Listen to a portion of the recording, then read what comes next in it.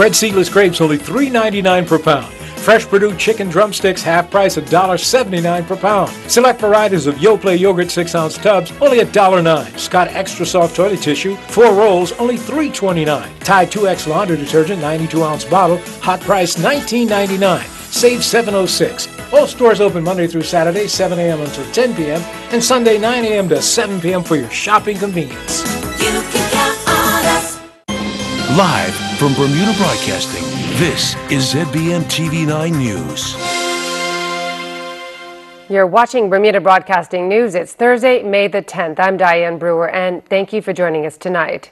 As first reported by ZBM's Gary Moreno, the One Bermuda Alliance candidates to contest the June 7th by-elections are attorney Scott Pierman in Paget East and OBA Deputy Chair Justin Mathias in Warwick Northeast. Both candidates were unveiled at OBA headquarters today by party leader Gene Atherton. Mr. Pierman is no stranger to Paget East. He lives in the constituency and has served as the OBA's regional chair for the area. I put my name forward because, like Bermudians everywhere, I want our island to succeed. That can only happen when people of goodwill step forward and work together to serve the greater good. I believe deeply in public service. I want to use my time to build trust in our political system, to work together, and to create opportunities for all Bermudians. As for me, I was born and raised in Paget, and I live in the constituency with my wife and our 4 children. As a lawyer, I have learned how to fight for people, both in and out of court.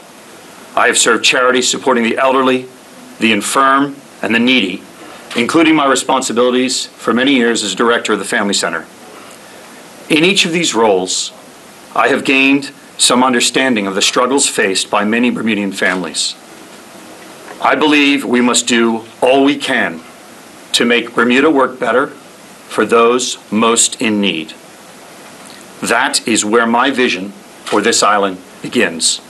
Mr. Mathias, meanwhile, has sat in the Senate and is the deputy chair of the party and its chair of its youth arm, the future OBA. He says, having been born and lived in Paget all his life, he feels he is well prepared to serve the voters there should he be elected to the House of Assembly, where he intends to initiate change. My intent is to raise the level of discourse in politics and fight for meaningful solutions to the issues that Bermudians face. From the lack of opportunities for youth and those that are unemployed, for the young and unborn Bermudians that deserve a quality education, to the access to affordable health care and ensuring the care of our aging population. These all encompass equality of opportunity, a principle that I will champion. It shouldn't matter what family you are born into, what parish you grew up in, or what school you attended. We should all have the same opportunities to succeed. I will fight to make sure favorable conditions exist for this to be a reality. I am prepared to be the voice of those that worry about their future and the future of their children and grandchildren. My generation will be the leaders of tomorrow, and the inspiration that I have received through my chairmanship of the FBA has been paramount in getting me to run today. The encouragement that I have received from the youth and those that I've worked beside makes it clear that our future is very bright. I hope that this is the first step in many in ushering young people to get involved and feel passionate about the issues that face us. And during today's press conference, Gary Moreno asked Ms. Atherton why she chose to run relative newcomers instead of more experienced people such as Andrew Simons or Robin Swan. When you are in a situation where the party is rebuilding, sometimes getting people in so that they can grow and become the beginning of the longevity is the best course of action. And so these 2 individuals are going to be the change, and the other individuals that you've talked about, we have plans for them. We have plans to have an orderly succession planning, and those will be evolving. Mr. Pierman will be up against the PLP's Curtis Richardson in Paget East, and Mr. Mathias will contest for the Warwick Southeast seat with the PLP's Curtis Dickinson. Both by-elections take place on June the 7th.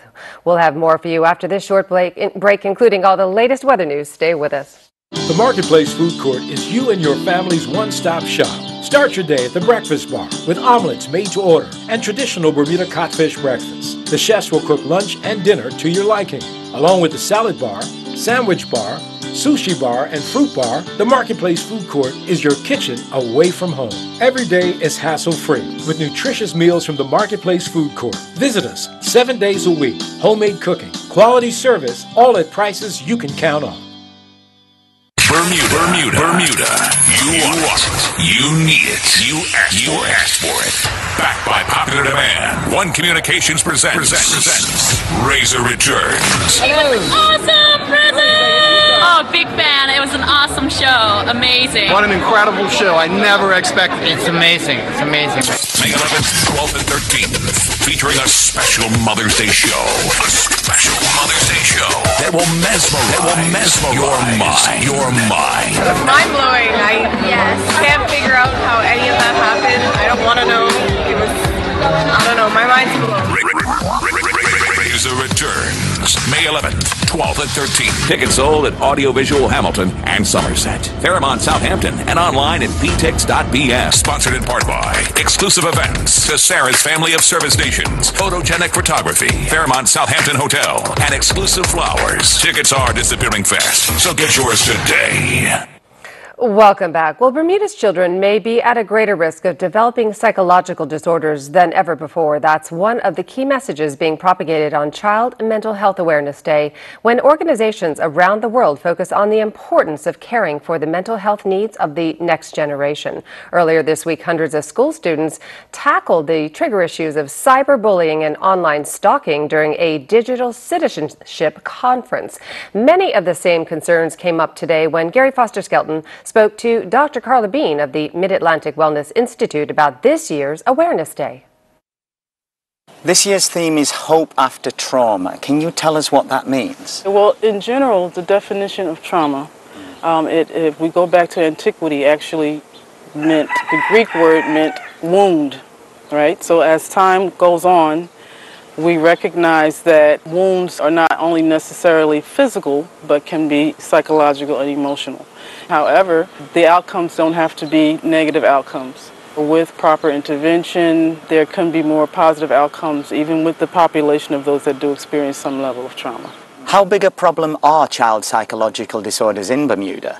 Bermuda, per se, we often are very similar to, say, US and UK statistics. Is it getting worse? What I'm thinking is happening is that children today are faced with a lot of environmental factors that are leading to more complexity in cases.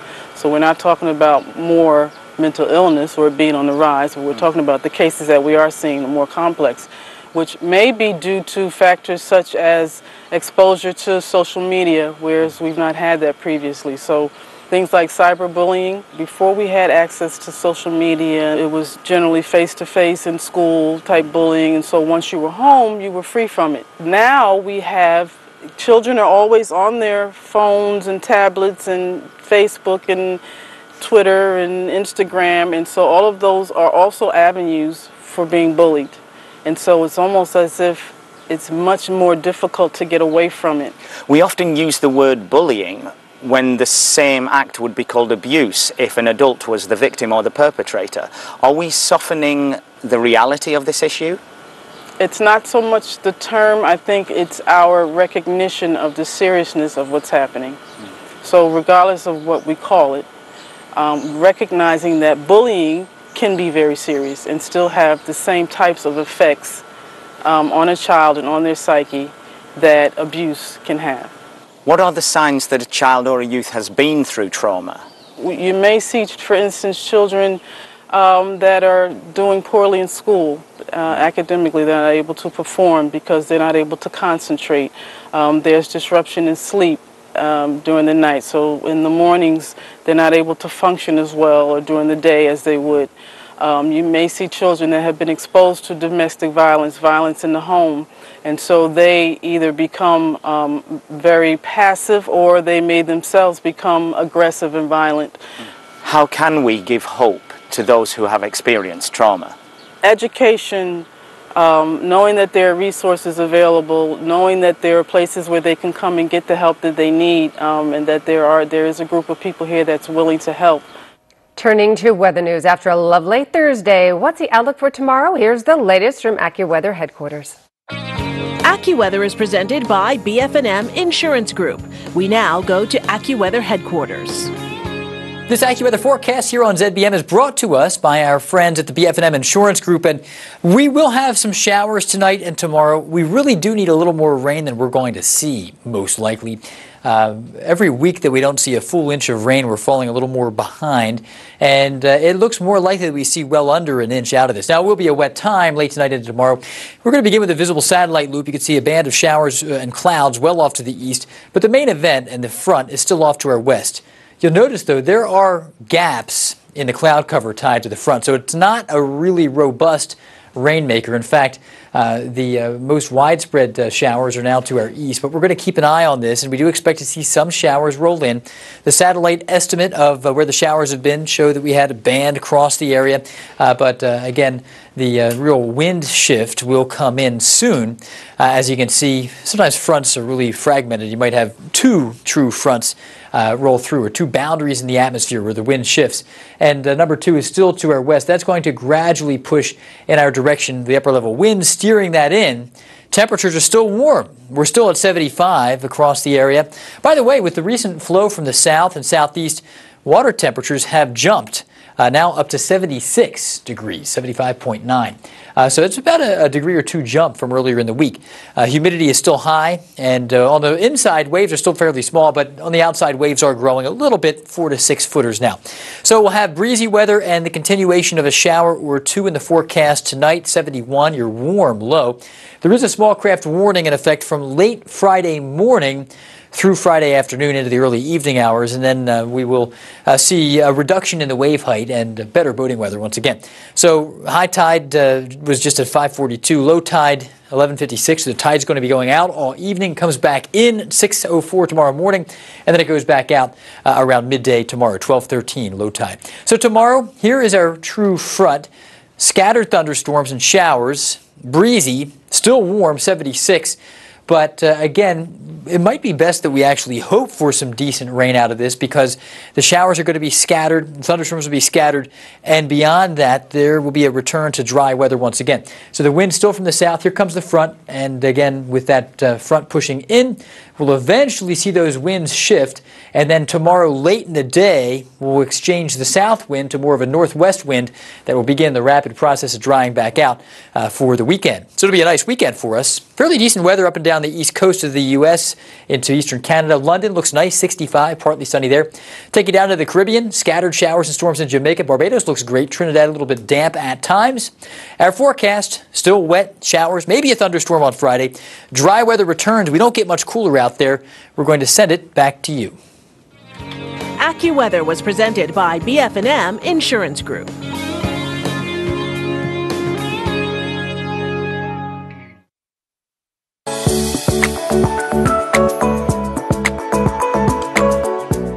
For all the ways your mom says I love you, make her Mother's Day truly special with a gorgeous bouquet from Exclusive Flowers.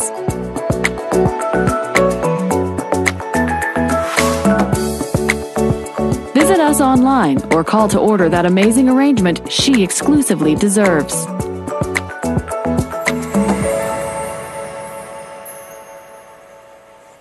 Welcome back. Well, public satisfaction with the government is on the rise, with a growing number of Bermudians now expressing approval. And that increase apparently crosses the racial divide, with satisfaction at the government's performance growing among both black and white residents. A new survey shows 69% of people approved of Premier David Byrd's administration, with just 21% dissatisfied. That's a jump in approval rates of 14% since December last year. It's the first increase recorded by the Bermuda Omnibus survey since the government came to power in 2017.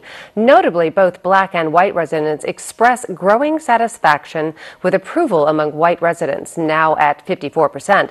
That's up 22 points since December. Among black residents, approval rates are 84%, up 13 points. The rising approval among white residents is a turnaround from the second half of 2017, when satisfaction among this group plummeted within months of the Progressive Labour Party taking office. The survey also looked at what are the population's main concerns. The economy is now seen as the Bermuda's most important issue, while employment is second.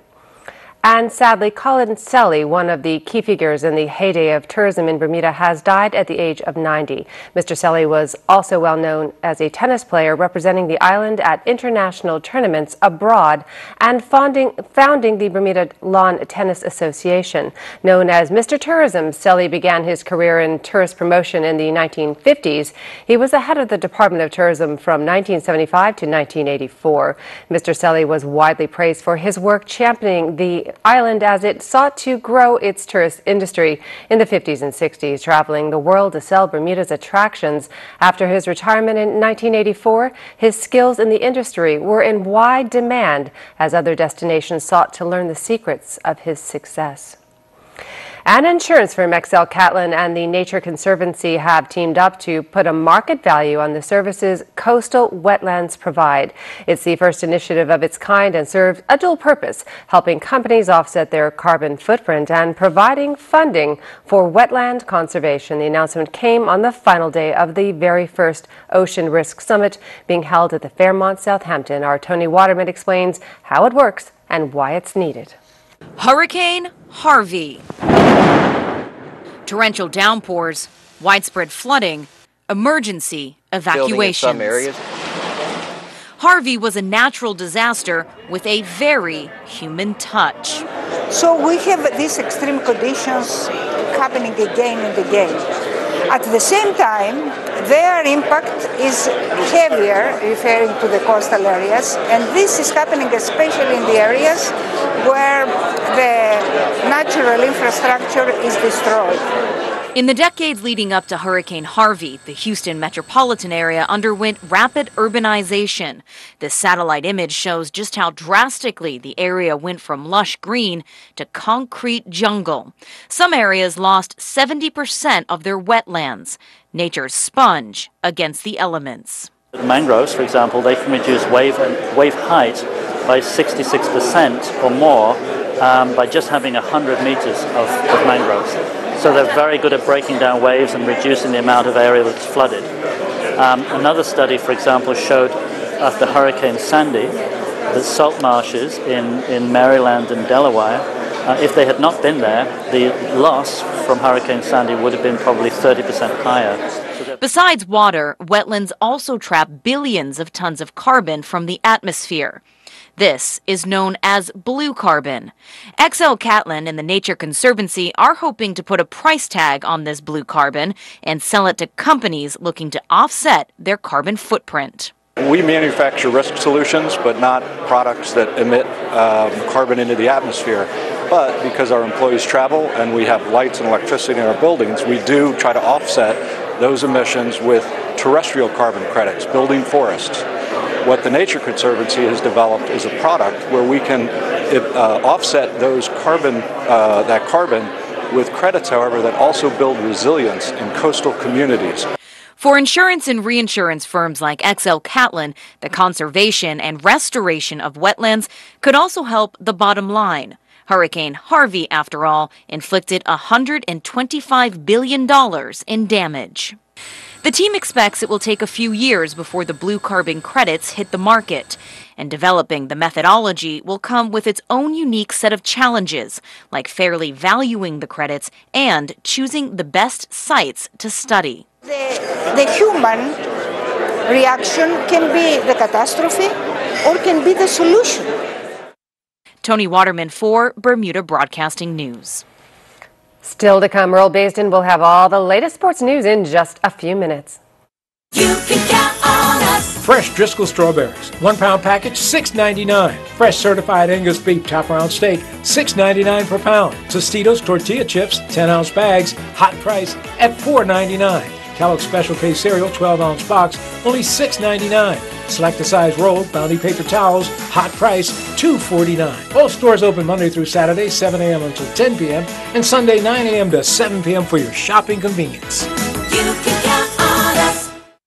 This is Rick Blomquist of De Pere, Wisconsin. His life is pretty comfortable. He lives in a comfy home, wears comfortable shoes.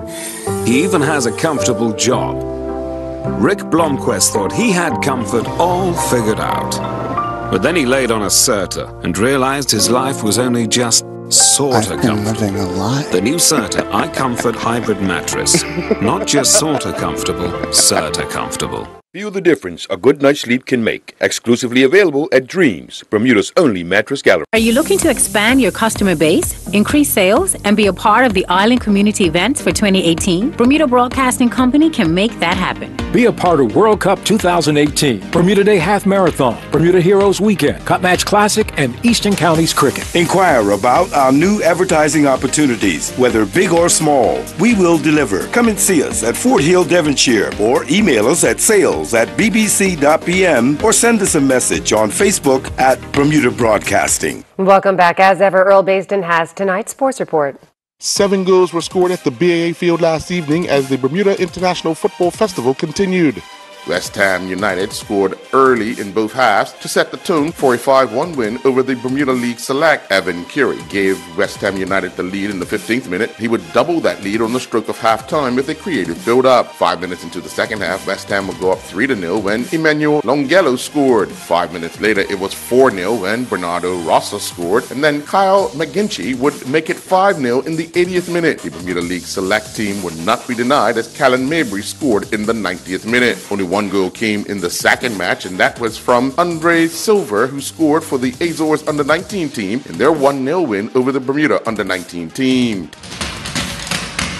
Taylor Canfield's US-1 sailing team completed a clean sweep in the round-robin stages of the 68th Argo Group Gold Cup Sailing Regatta on the Hamilton Harbor. Canfield and his crew continued their winning ways. They started the day before and finished with a 10-0 record. They advanced to Friday's quarterfinal round, where they'll choose their opponents. Finishing second in the round-robin was Johnny Bartson with a 9-1 record. Joachim Aschenbrenner was third with an 8-2 record. Nicholas Dackhammer was fourth with a 6-4 record, and Lucy McGregor rounded out the top five with a 6-4 record. Hours after the Hamilton Harbor was used for the Argo Group Gold Cup, local sailors took to the water and the start line for the Wednesday night sailing series. On race day 3, Crossfire was the first boat to cross the line, clocking a time of 49.27, and with the corrected time of 54.14, saw them finish first on the night. Nasty Madison crossed the line second on the night with a time of 56.03, and with their corrected time of 101.09, saw them finish ninth on the night. Honey Badger was second on the night with a corrected time of 56.41 after clocking a time of 101.19. Air Force was third on the night with a corrected time of 55.57. Mayhem was fourth with a time of 58.19, and Man of War rounded out the top 5 finishers with a corrected time of 58.28.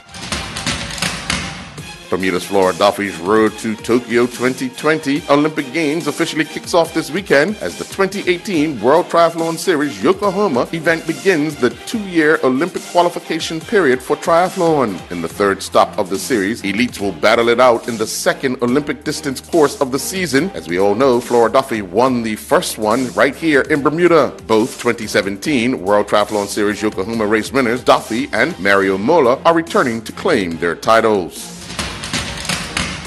Following the conclusion of the ICC World Cricket League Division 4 tournament in Malaysia, we now take a look at the numbers for the Bermuda men's national cricket team. Captain Terran Frey was the overall top scorer in the batting department with 167 runs. Kamal Lavrock scored 139 for the second highest, and Okira Bascom scored 94. Frey was the top individual scorer with a knock of 77. Lavrock had knocks of 66 and 61. Frey had another knock of 56, and Gennaro Tucker scored 55. In the bowling department, Dion Stovall claimed the most wickets, taking 10. Tucker grabbed 6, and Charles Trott claimed 4 wickets. CJ Otterbridge, Tucker, and Stovall all held on to 3 catches each. Marvin Brinkman competed in the Biltmore Challenge. Riding MM Godiva Chocolate, Brinkman finished first out of 43 riders in the FEI 100-mile endurance ride with a Certificate of Capability time, which is a requirement in order to compete in the 4 world events such as the World Equestrian Games that is scheduled for September 2018 in North Carolina. 2 rounds down of competition at the Trump National Doral in Miami, Bermuda's Kitty Michaels women's golf team is leading the field in the low gross division. The Bermuda team are 8 strokes ahead of Southwest Florida with a score of 518. Bermuda is also in second place in the low net division with a score of 444, only 2 strokes behind the leaders, Panama. Kathy Lloyd Hines achieved the lowest gross score in both rounds, shooting 86 at the Blue Monster course in the first round and 80 at the Golden Palm course during her second round. 20 goals were scored last evening in the Bermuda Inline Ball Hockey League at the PCC Hockey Rink. In the opener, 11 goals were scored, with the St. David's Islanders edging the Southampton Sailors 6-5. The St. David's Islanders were led by Jeremy Esty, who scored 4 times. Pete Brodsky and Scott Shannon both added a goal each. Andrew Carnow and Adam Mattall both scored twice for the Southampton Sailors, with Townie Jackson adding the other. In the nightcap, the Tuckerstown Tropics would record a 7-2 win over the Warwick Waves. Owen Cease would lead the way with a hat-trick for the Tuckerstown Tropics, while Ryan Wilson and Shannon Goose added 2 goals each. The Warwick Waves would get a goal each from Josh Bush and Brian White.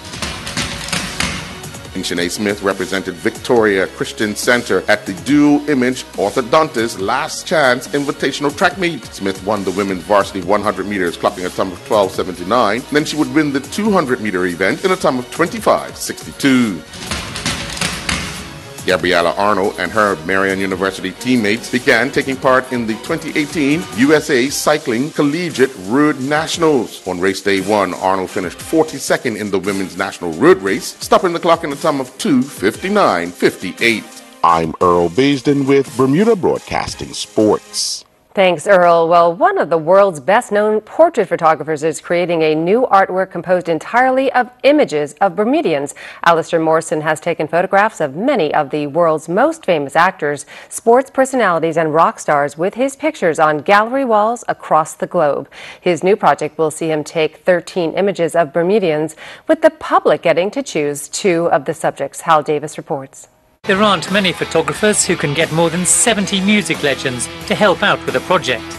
But Alistair Morrison has been taking pictures of the famous for decades. This work, the Adoration Trilogy, Searching for Apollo, was produced in support of cancer charities. But it's not just rock stars who want to appear before his lens. Some of the world's most famous actors and sports stars are also among Morrison's subjects. But in an age when stars are surrounded by entourages and PR men, it must be difficult to get close to such well-known personalities. The problem is everybody who's building up the brick walls around them. So you have to climb that wall, and once you're over that wall and in their company, it's very much about your personality and their personality. And luckily, because they know my work now, they understand it, and there is that sense that they want to be photographed by me. That's not to say it's always plain sailing. Actor Tommy Lee Jones turned up very late to a shoot without explanation. And when he walked into the room, everybody sort of said, "Oh, hello, Mr. Lee Jones, how are you?" And I just looked at my watch and said, "Now that you're 3 hours late, will you give me an extra hour?"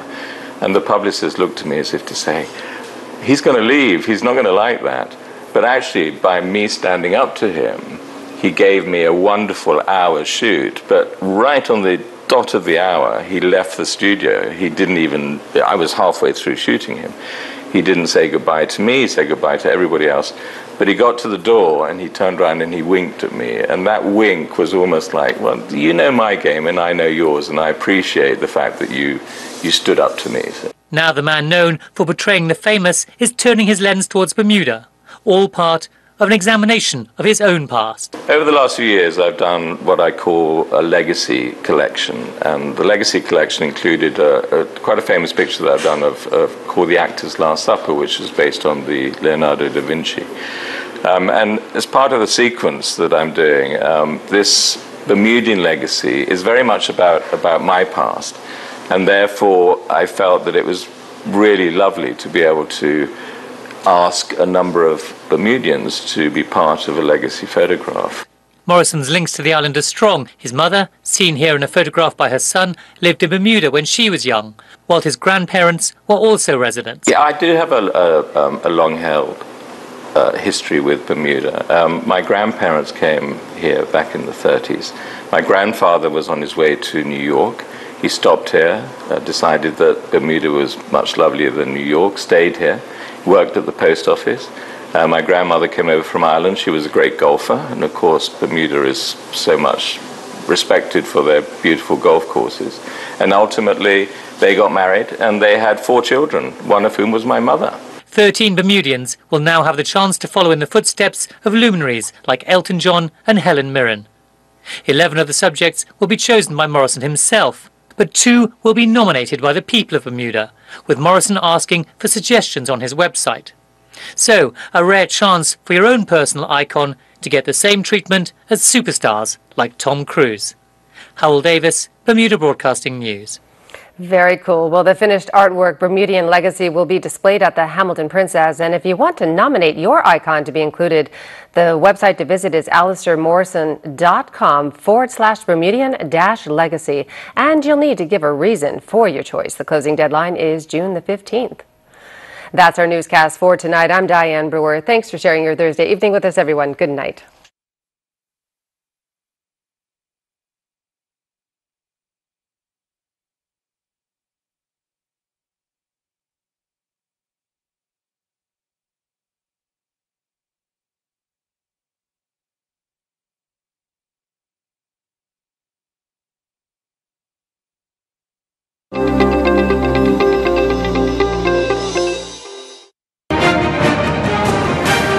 The place and date are set.